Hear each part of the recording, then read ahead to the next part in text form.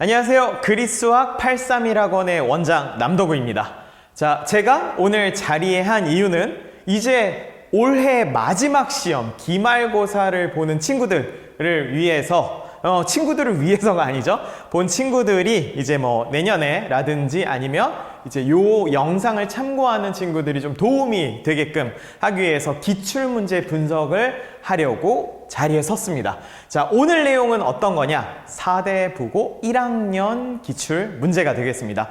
4대 부고 친구들 일단 수학이 벌써 끝났어요. 다른 학교들 대비해서 좀 속도가 빨랐죠. 다른 친구들은 이제 막 12월 중간 말까지 가는데 이제 우리들은 좀 일찍 끝나는 과정이 있는 거야. 그래서 다음 해를 좀 준비할 수 있는 그런 약간 메리트가 있다라고 생각을 해주시면 되겠습니다. 자, 4대 부고 친구들 그렇게 어렵지는 않았죠. 마지막에 있는 어떤 17번 문제를 보고 나서 으악할 수는 있었어도 나머지 문제들은 너무 다 봤던 내용들이야 라고 생각할 수가 있었을 것 같습니다. 그래서 그런 문제들을 하나하나 꼬집어서 선생님이 그렇게 설명을 한번 드려보도록 하겠습니다. 자, 그럼 들어가 봅시다. 일단 문제 구성부터 볼 건데요. 보시면은 함수, 유리함수와 무리함수, 그 다음에 마지막으로 순열과 조합이라고 해서 7문제씩 아주 밸런스 있게 출제를 했어요. 선생님들이 그냥 골고루 내고 싶었던 것 같아요. 중요도에 대해서 어떤 포인트를 잡는다 그러면 각 요소별로 뭔가가 있어. 그래서 그런 문제들을 잘 따온 거는 확실하게 확인이 되었는데 어쨌든 전반적으로 크게 단원적으로도 밸런스 있게 맞춰서 출제를 했다라고 보시면 되겠습니다. 부교재 없었어요. 학교 추가 프린트 없네. 자, 그리고 증명 문제 없어요. 자, 그러면 여러분들을 얼마나 배려하고 있는지에 대해서 볼 수가 있는 거죠. 그 다음에 마지막으로 합답형 문제, 기억, 니은, 디귿까지 없는 걸 보면서 야, 문제 자체는 그렇게 고난도나 어려운 거 우리가 조금 힘들어할 만한 아이들이 없었겠구나라고 생각을 해주시면 되겠습니다. 자, 그리고 시험 문제 이제 상세 분석인데요.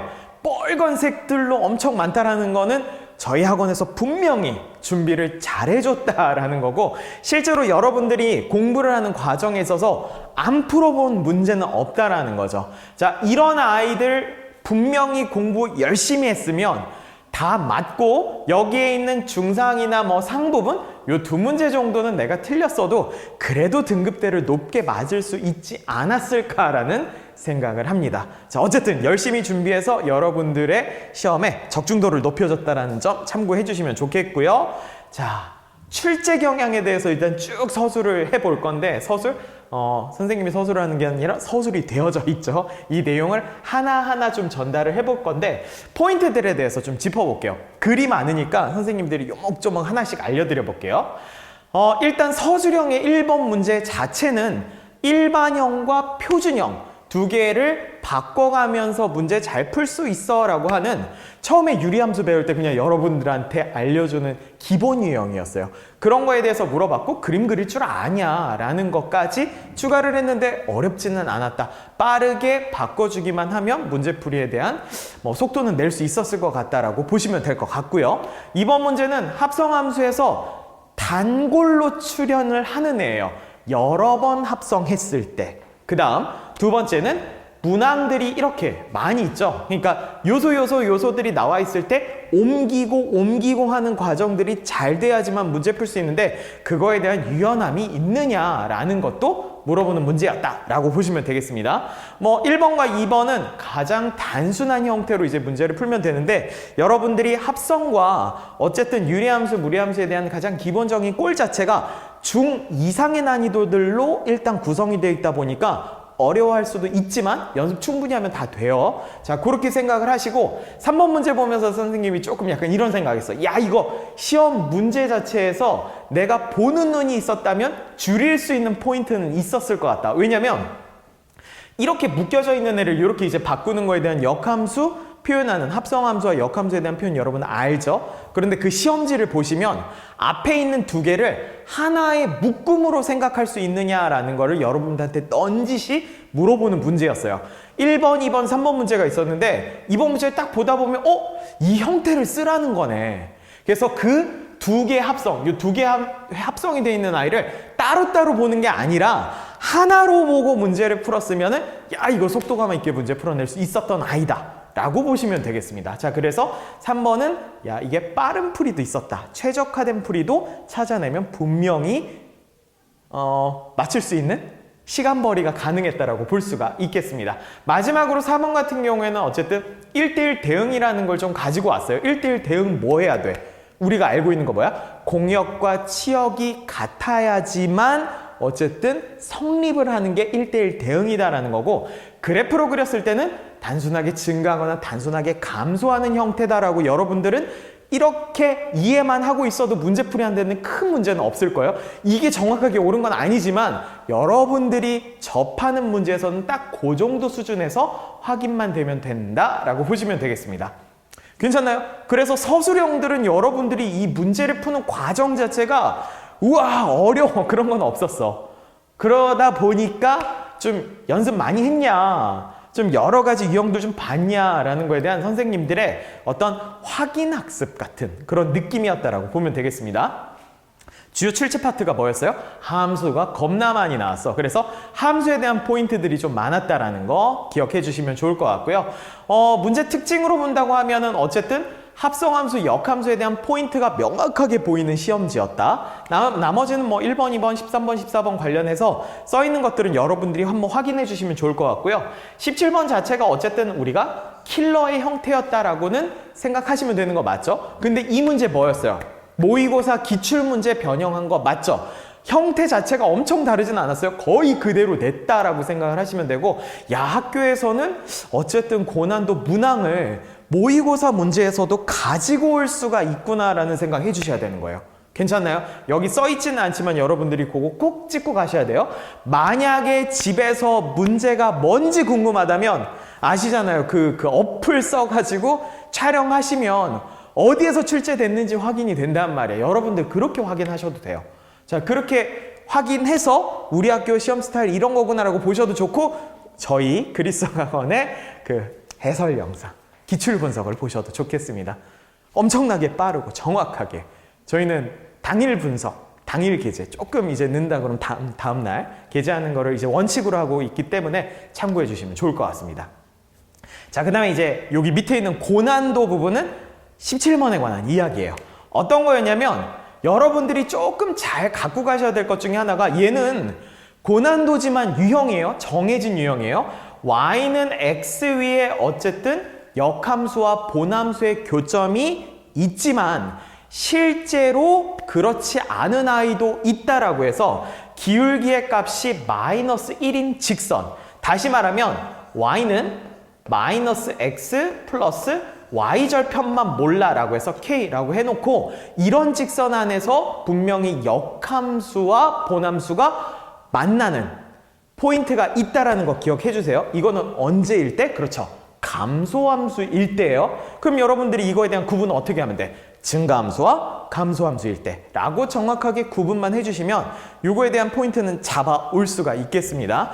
자, 그리고 뭐 두 번째나 세 번째 같은 경우에는 여러분들이 좀 이렇게 읽어보시기만 하면 되는데, 중요한 건 기본적인 문제집에서 있는 상난이도 같은 것들. 문제집에 있는 상난이도는 그렇게 많이 어려운 것들 아니에요. 연습 충분히 해주시면 여러분들 걸로 만들 수가 있는 거예요. 자, 그런 문제까지 충분히 연습했다면 여기에 있는 최상난이도 문제 하나 빼고는 다 맞힐 수 있었다라는 게 포인트라고 보시면 되겠습니다. 선생님이 자꾸 막 그런 것 같아. 아이, 나는 어려웠는데 쟤는 왜 자꾸 쉽다 그래? 라고 얘기할 수도 있는데, 많이 풀어보신 친구들은 아마 선생님 말에 동의할 거예요. 괜찮죠? 한 문제집 5번만 풀어봤어도 지금 나오는 문제들에 대해서는 야, 어렵지 않아 라는 생각 분명히 했을 거예요. 점수가 조금 낮은 친구들도 분명히 이랬을 것 같아.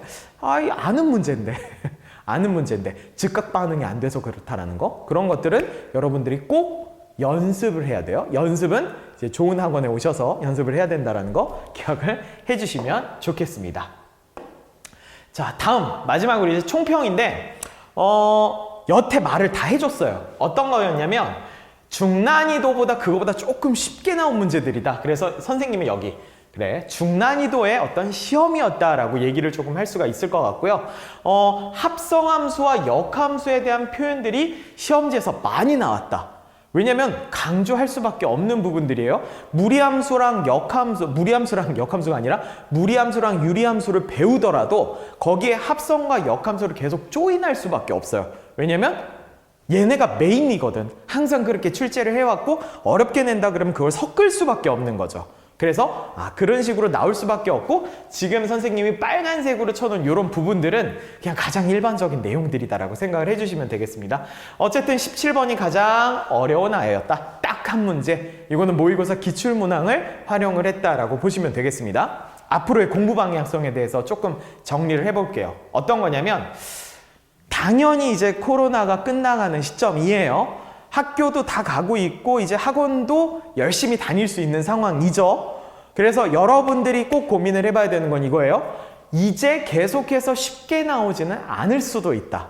그래서 내년에는 올해보다는 조금 더 어렵게 나올 것으로 예상을 한 다음에 공부를 하자라는 거는 지금 모든 고등학생들이 갖고 가야 될 생각이다 라고 보시면 되겠습니다.